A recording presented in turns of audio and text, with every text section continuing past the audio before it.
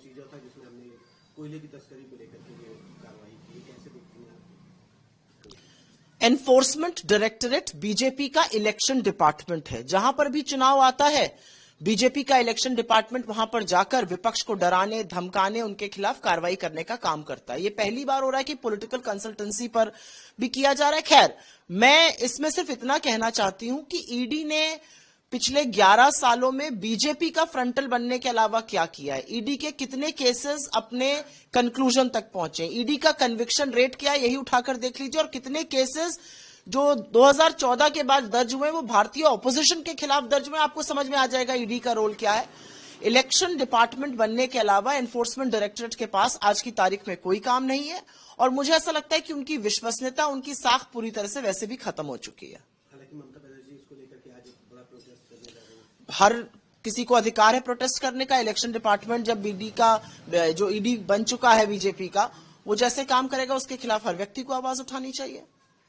एक और में भारत का रुख साफ है, मजबूत है, बिना किसी समझौते के आतंकवाद के साथ कोई बातचीत नहीं करेगा। साथ ही उन्होंने कहा कि भारत और पाकिस्तान के बीच कोई थर्ड पार्टी में मध्यस्थता नहीं। आप क्वेश्चन आधा पूछ रहे हैं। बीजेपी ने उस ट्वीट में किसका जिक्र किया है, बीजेपी ने उस ट्वीट में किसका वीडियो दिखाया है, क्या इसका जवाब आप मुझे देंगे?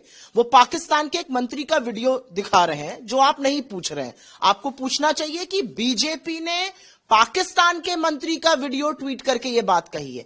अब बीजेपी को पाकिस्तान का सहारा है, आपको अपने देश के लोगों से प्यार नहीं है, आपको अपने विपक्षी नेताओं से इतनी चिढ़ है कि आप पाकिस्तान की गोदी में जाकर बैठ जाते हैं। यह है बीजेपी का असली चाल चरित्र और चेहरा। इसके साथ ही प्रहलाद जोशी ने भी प्रहलाद जोशी को उनकी पार्टी सीरियसली ले रही, मैं क्या जवाब देके उनको सीरियसली लूं?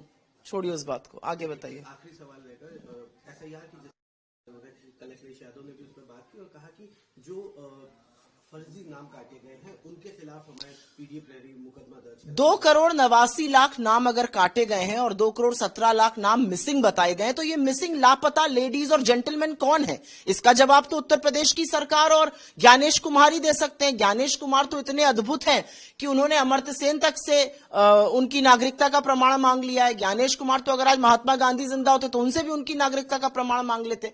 मैं उस पर टिप्पणी नहीं करूंगी, मैं ये जरूर कहूंगी कि सूबे के मुख्यमंत्री को इस पर बोलना चाहिए। 2,89,00,000 लोगों के नाम कट गए, 2,17,00,000 लोग लापता हैं।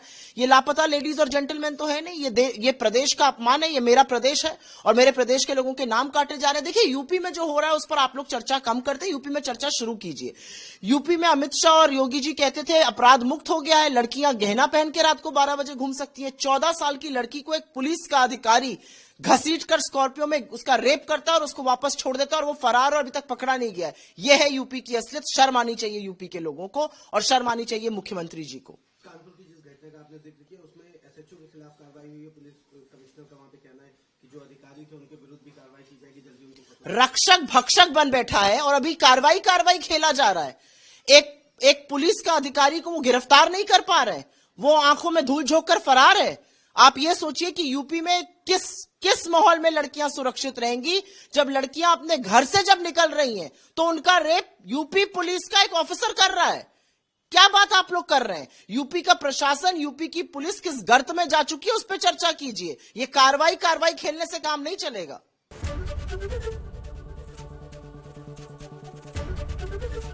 एबीपी गंगा, खबर आपकी, जुबान आपकी।